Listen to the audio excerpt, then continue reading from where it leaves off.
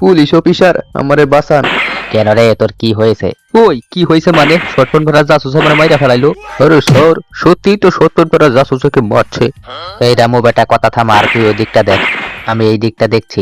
ঠিক আছে স্যার, আমি এই দিকটা সামাল দিচ্ছি, আপনি কোনো চিন্তা করবেন না। ইয়ে হে হে হে, তোদের মতো চুনোপটি পুলিশ এই শর্ট প্যান্ট পরা জাসুসের একটা চুলো বাঁকা করতে পারবে না রে। ওই বেটা রামু, তোর স্যারের মাইরা ফেলাইলো, তোর স্যারের বাসা। আরে সত্যি তো জাসুস বেটা আমার স্যারকে মেরে ফেলেছে।